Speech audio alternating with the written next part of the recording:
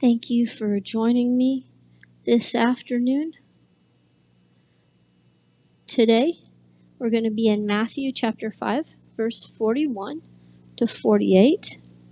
We have a suggested memory verse today, which is Matthew 5:44.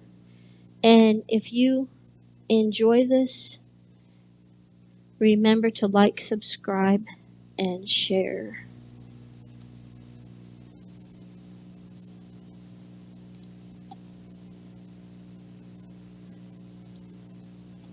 We're going to do a puzzle today. This is the puzzle, and we'll come back and look at it here in a little bit.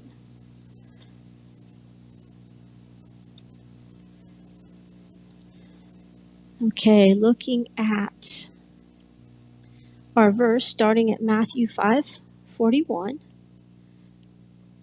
And it says, "And whosoever shall compel thee to go a mile, go with him twain."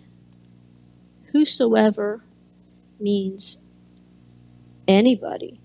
If anybody wants us to do something, we need to do more than they expect us to do more than is required, go above and beyond.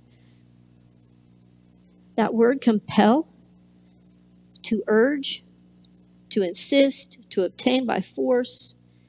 Apparently, what I can figure, it seems like the Roman soldiers could make the Jewish citizens do things, force them to do things, force people to carry things for them. And I think of, when Jesus was carrying his cross and he fell, and here it says, "And as they came out, they found a man of Cyrene, Simon by name. Him they compelled to bear his cross." This forced the people to hate the Romans. Jesus is telling them not to hate. Let God take care of it. Let God avenge them. This says, "Whosoever shall compel thee to go a mile, go with them twain." But God also wants us to act with a good spirit. And we go to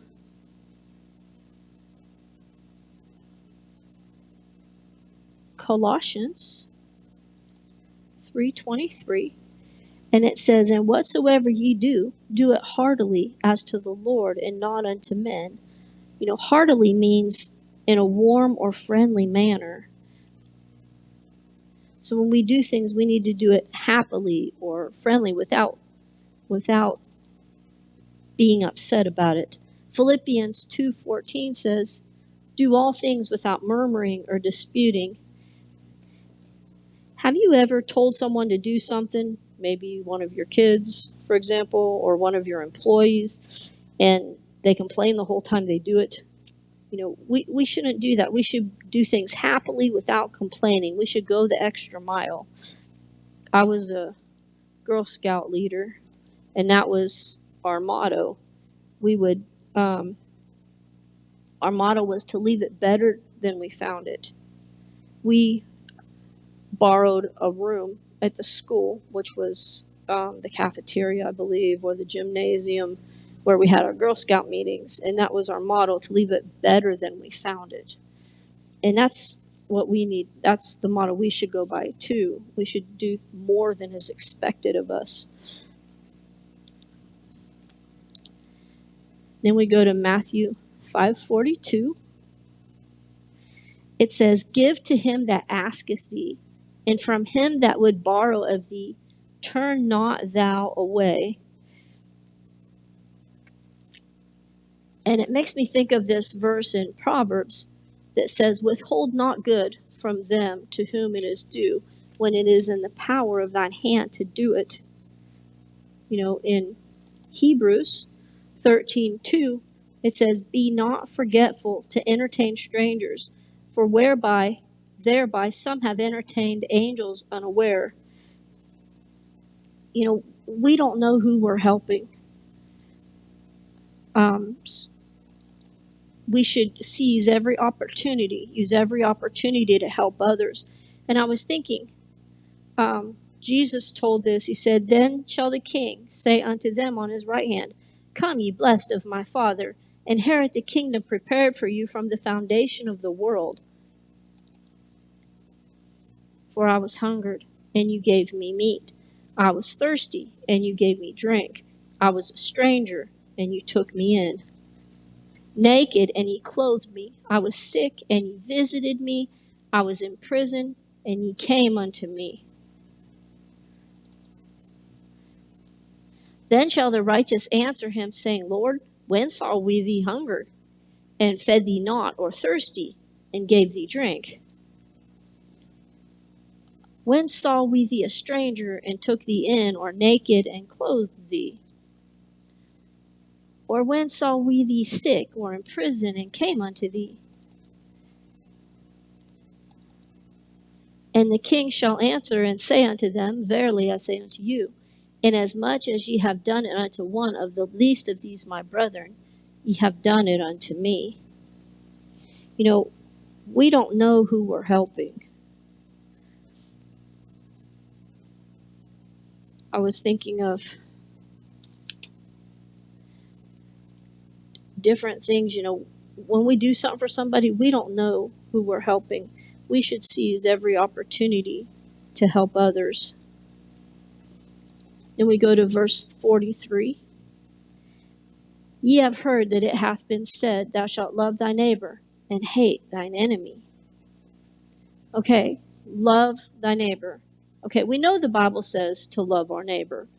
And we're referring to Leviticus 19:18, which says, Thou shalt not avenge, nor bear any grudge against the children of thy people, but thou shalt love thy neighbor as thyself. I am the Lord.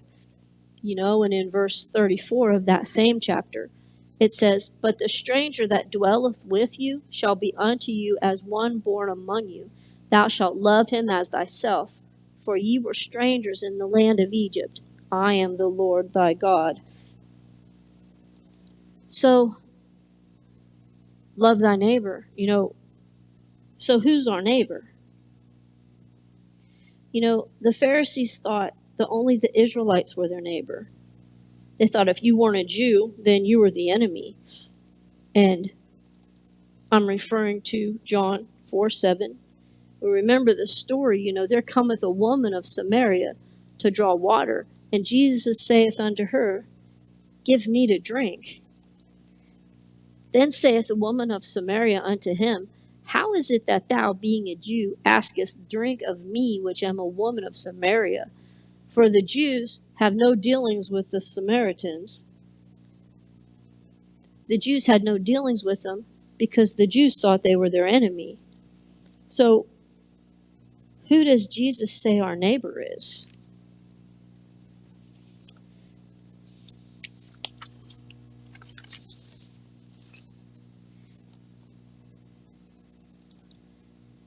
Going to Luke chapter 10:29, a very popular parable that Jesus said. But he, and this is someone in the crowd, he, willing to justify himself, said unto Jesus, And who is my neighbor? And Jesus answering said, A certain man went down from Jerusalem to Jericho, and fell among thieves, which stripped him of his raiment, and wounded him, and departed, leaving him half dead. And by chance there came down a certain priest that way, and when he saw him, he passed by on the other side. And that was a priest. The priest ignored him. And likewise a Levite, when he was at that place, came and looked on him and passed by on the other side. So the people that should have helped him just pretended like he wasn't there. But a certain Samaritan, the ones that the Jews hate, the ones that are supposed to be the Jews' enemy, a certain Samaritan, as he journeyed, came where he was, and when he saw him, he had compassion on him, and went to him, and bound up his wounds, pouring in oil and wine, and set him on his own beast, and brought him to an inn, and took care of him. And on the morrow, when he departed, he took 2 pence and gave them to the host, and said unto them, Take care of him, and whatsoever thou spendest more, when I come again, I will repay thee. Which now of these 3 thinkest thou was neighbor unto him that fell among thieves? And that man answered, he said, He that shewed mercy on him. Then said Jesus unto him, Go and do thou likewise. See, the Samaritan didn't care what race he was. He didn't care what his financial status was. He saw someone who needed help and he helped him. And Jesus said, we need to be like him. So who is our neighbor?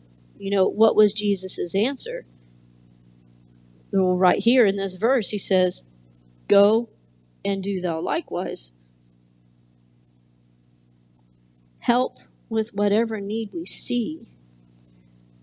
And so, thinking of this story of the Good Samaritan, how did the Good Samaritan act like a neighbor? Well, in verse 34, it says he went to him, he bound up his wounds, he poured in oil and wine, he set him on his beast, he brought him to an inn, he took care of him. And in verse 35,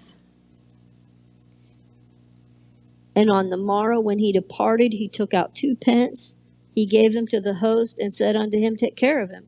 Whatsoever thou spendest more, when I come again, I will repay thee. So he paid someone to take care of him. In other words, he saw the need, he did what he could, and when it got to a point of something he couldn't do, he paid someone else to take care of him. But he made sure that he was taken care of. Everyone is our neighbor. The Bible says, Thou shalt love thy neighbor. But where does the Bible say, Hate thine enemy? He said, Ye have heard that it hath been said in verse 43, Thou shalt love thy neighbor and hate thine enemy. And like I said, the Pharisees thought that anyone that wasn't a Jew was their enemy.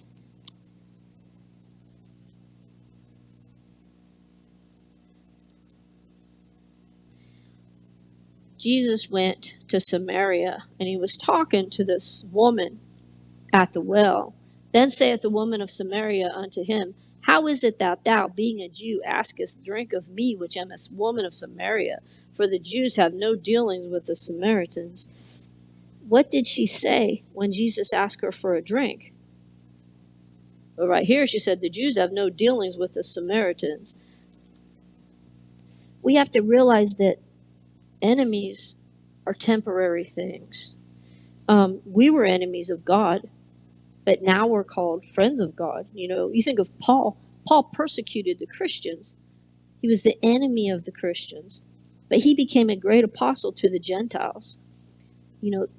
People living without Christ are not unreachable. We need to pray for them. Pray that God will help us love them and forgive them as we remember how God loved and forgave us.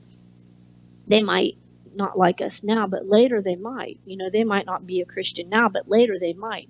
An enemy is a temporary thing. Just because someone doesn't like you today doesn't mean they won't like you tomorrow. We go to verse 44.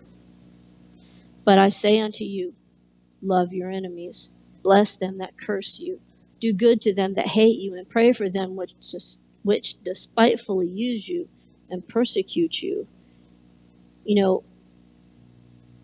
Love your enemies. That's saying that we will have enemies. We go to Romans chapter 12, verse 20. It says, Therefore, if thine enemy hunger, feed him. If he thirst, give him drink. For in doing so thou shalt heap coals on his head. Be not overcome of evil, but overcome evil with good. Love isn't conditional. If we only love them that love us, is that really love? Even the sinners do that. And you think about it, who does the Bible say to love? The Bible says to love our enemies. The Bible says to love God. The Bible says to love our brother, love our parents, love our neighbor, love ourselves. The Bible doesn't say to hate anyone. And this says, bless them that curse you. Bless means to invoke divine favor upon, ask God to look favorably on, to honor, exalt, or glorify. Jesus wants us to show generosity and selflessness, mercy and love. You know, in Ephesians 4:32 it says, "Be ye kind one to another." This is how we show people love. Be ye kind one to another, tenderhearted, forgiving one another, even as God for Christ's sake hath forgiven you.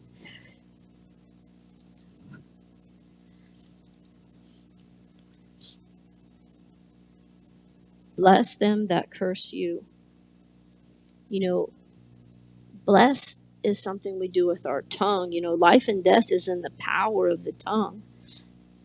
In Matthew 16:19 it says, "And I will give unto thee the keys of the kingdom of heaven, and whatsoever thou shalt bind on earth shall be bound in heaven. Whatsoever thou shalt loose on earth shall be loosed in heaven." You know, bless them that curse you. Do good to them that hate you. I was thinking of Joseph. You know, we've heard this story a lot. But Joseph, he was so excited to have these dreams, and he went and told them to his brothers, and they got angry with him.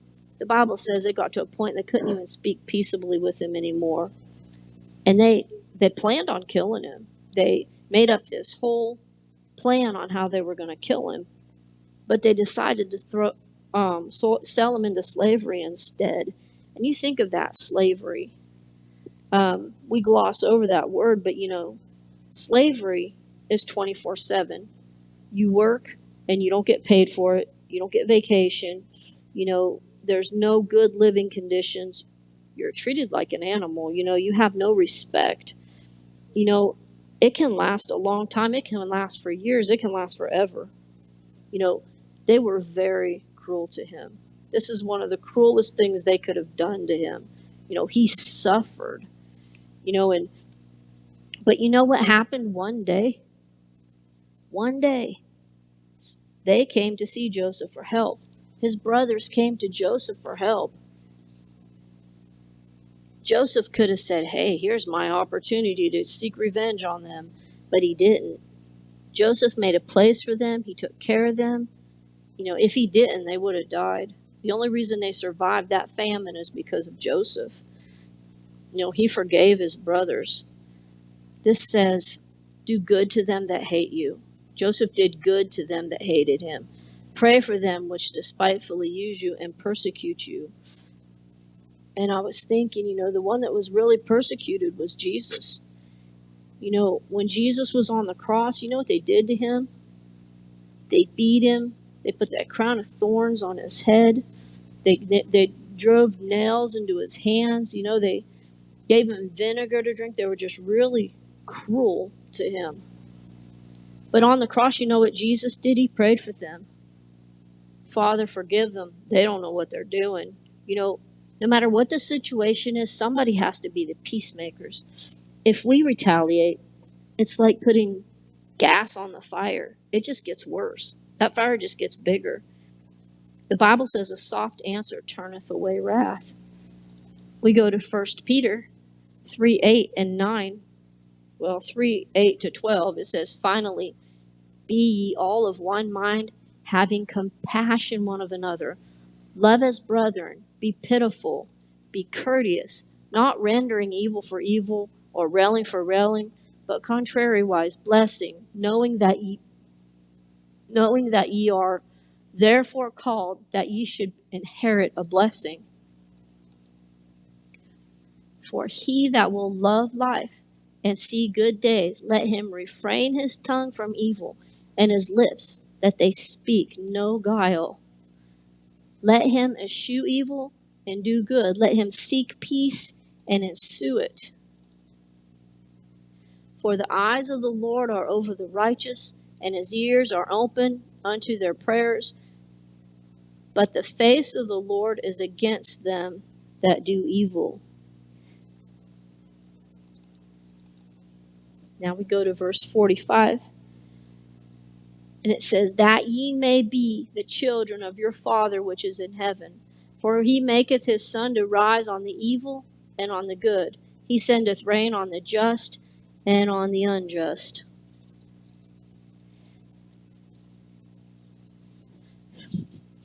When Clay was little, my son was little, I think he was 2, he spent the whole day with his grandpa.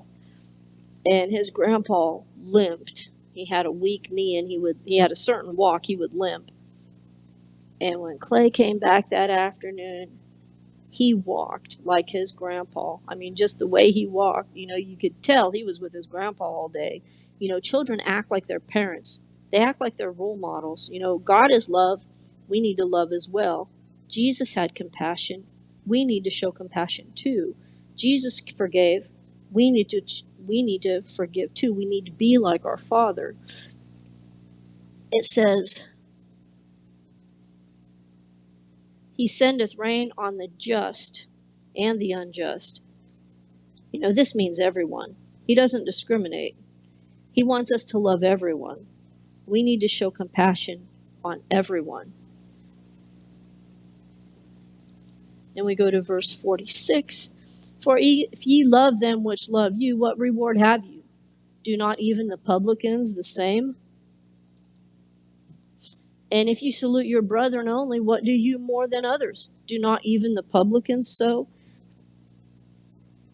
And like I said, if we only love them that love us, we're just doing what the sinners do. That's not showing them that we're Christians. Jesus healed the Jews and those that weren't Jews depending on their faith. It wasn't depending on their race. It was depending on their faith.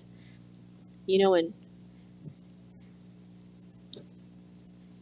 Matthew 15:22, it says, and behold, a woman of Canaan came out of the same coast and cried unto him, saying, have mercy on me, O Lord, thou son of David. My daughter is grievously vexed with the devil. But he answered her not a word. And his disciples came and besought him, saying, send her away, for she crieth after us. And he answered and said, I am not sent but unto the lost sheep of the house of Israel. Then came she and worshipped him, saying, Lord, help me.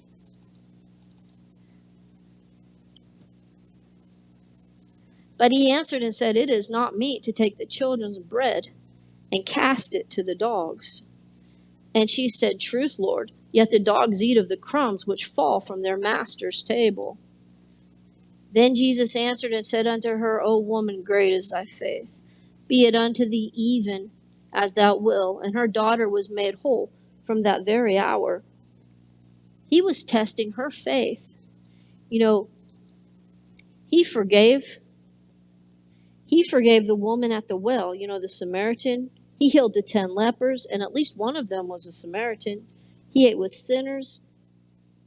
It depended on their faith, not on their race. And in Matthew 5, verse 48, it says, be ye therefore perfect, even as your Father, which is in heaven, is perfect. If we're perfect, we don't hate. Perfect people don't lust. If we're perfect, we'll be always as truthful as we can be. If we're perfect, we'll let God defend us. And if we're perfect, we'll love others and we forgive others and we try to be as much like Christ as we can.